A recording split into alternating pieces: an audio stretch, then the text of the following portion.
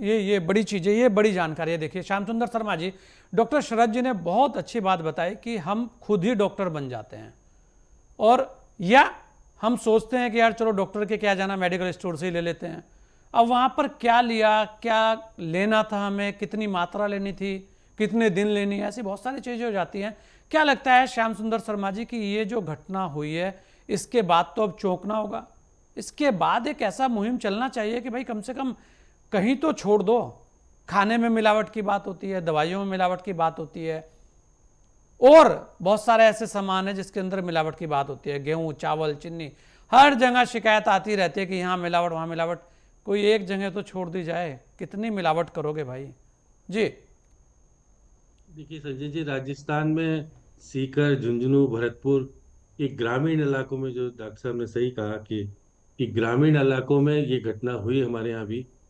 श्री माधोपुर, बयाना और सेवर में बच्चे 5 करीब बीमार हुए थे। 2 की मौत हुई, जेके लोन हॉस्पिटल जयपुर के। देखिए जयपुर में काय काइसन फार्मा कंपनी है, जी। जो कि जयपुर बेस्ड कंपनी है, उसके सैंपल फेल हुए थे खांसी के। और उसके बाद सरकार ने जांच भी की। जांच में ये जिस तरह से फार्मा कंपनी किस कीमत पर जाती है, किस प्रकार से क्या क्या करती है, आपको भी पता है। उस जांच में अभी हमारे मंत्री जी हैं, गजेंद्र सिंह खीवसर, उन्होंने कहा कि ये तो खांसी की दवाई तो ठीक थी, लेकिन ये तो बिना सरकारी अस्पताल की दवाई से नहीं, अपने आप अपने स्तर पर लेके आ गए थे और उनको दवाई दे दी थी। और वो बच्चे जीवन लीला समाप्त, 2 तो मर ही गए हमारे यहाँ, जिस तरह 5 बीमार हुए थे। और अभी जब मैं हमारे यहाँ की स्वास्थ्य सचिव है गायत्री राठौड़, उन्होंने कहा कि हमने 19 बैच की जो खांसी की दवाई थी उस पर रोक लगाई थी, जांच कराई थी। अब ये फार्मा कंपनी जितने पैसे दे करके किस तरह की स्थितियां कर सकती है, सही बात है।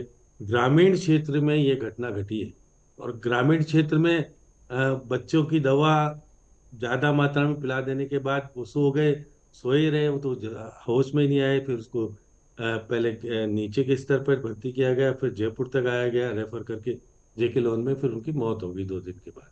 तो जिस प्रकार की घटना घटी है ये गंभीर है।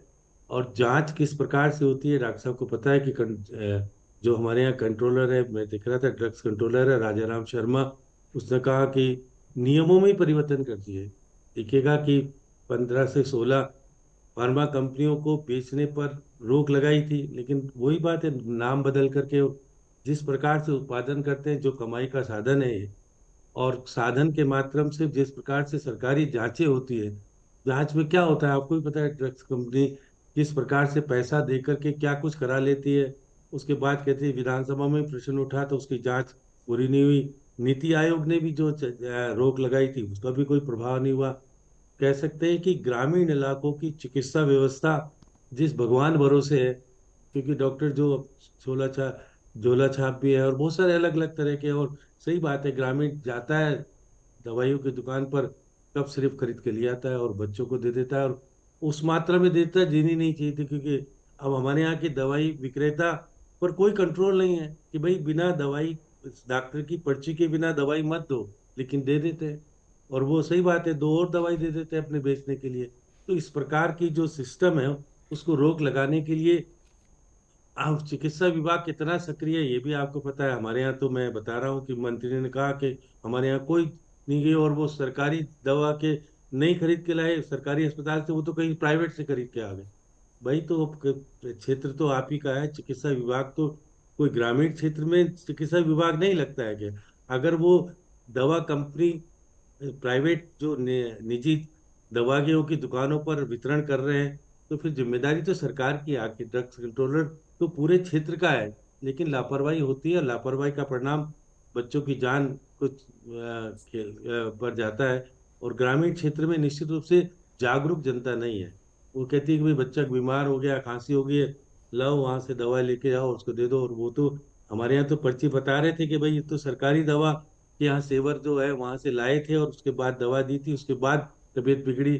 लेकिन क्योंकि जिम्मेदारी से बचने के लिए अब सरकार जिस प्रकार की स्थितियां है, चाहे भले सरकार कांग्रेस की हो चाहे बीजेपी की हो, जिम्मेदारी लेने से बचते हैं। और फिर जिम्मेदारी आती है तो वो कहते हैं कि भाई हमारी गलती नहीं है, ये तो परिवार की गलती है जो दवाई ला के दे दी। अब दवाई आई कहाँ से? दवाई तो हम्म। अब वो देखिए कि ज्यादा फायदे के लिए जिस तरह की स्थितियां ग्रामीण क्षेत्र में ज्यादा घटना घटी है, मैं भी फिर बता रहा था वही है कि श्याम हमारे। सुंदर शर्मा जी, मुझे लगता है कि जो गरीब आदमी है, किसान आदमी है, उसको हर तरफ से चुनौतियां हैं, चारों तरफ नहीं, से लेकिन चुनौती, हमारे आसमान हमारे से यहाँ दवाई चुनौती, जमीन से चुनौती, मुख्यमंत्री और निशुल्क हेल्थ की दवा चुनौती, योजना पढ़ाई के की माध्यम से चुनौती। वितरण होती, वो दवा है। हाँ। इसलिए मैं कह सकता हूँ कि ये दवा की जांच होने के बाद, अब जांच में अब हमारे स्वास्थ्य मंत्री जी फ्यूसर साहब कहते हैं कि ये तो जांच हमारी दवा नहीं थी, ये तो कोई और दवा थी। अब ये इस तरह का बयान अगर आना, और फिर पहले चिकित्सा मंत्री जो हमारे चिकित्सा सचिव है गायत्री राठौर का कहा कि हमने 19 बैच पर रोक लगा दी है, उसकी जांच करा रहे हैं। अब जांच रिपोर्ट में यदि इस तरह की स्थिति मंत्री जवाब देते हैं, तो फिर जिम्मेदार कौन होगा? ऐसी गलत दवाओं की रोकने के लिए तो इस निश्चित तौर पर सरकार को व्यापक पैमाने पर कार्रवाई करनी चाहिए। वो कार्रवाई होती नहीं है, क्योंकि पैसा बहुत कुछ लेन देन होता है और सरकारी दवाओं की सप्लाई होती है। ये बताया, मैंने बताया कायसन फार्मा कंपनी जो जयपुर बेस्ड कंपनी है, जो दवा बनाती है, उसके खिलाफ कार्रवाई होनी चाहिए थी, कार्रवाई नहीं हो रही। अब वो हम मंत्री जी उसको बचाने का प्रयास करें, क्योंकि पैसा बहुत होता है और पैसे के माध्यम से क्या कुछ होता है आप जानते हैं संजय जी। जिस तरह की स्थिति है राजस्थान में, ये घटना हुई है। और देखिए सवाई माधोपुर के हाथीदेह में 2 बच्चे बीमार हुए, भरतपुर के कलासड़ में एक बच्चा बीमार हुआ, भरतपुर के सेवर में 3 साल के बच्चे, इस तरह से छोटे बच्चे बीमार हुए। और बीमार होने के बाद वो तो होश में ही नहीं आए, क्योंकि सही बात है उसमें नशे की होती है और ज्यादा दवा देने के माध्यम से उनकी बिल्कुल, मैं मौत तक ये हुई है। यही है।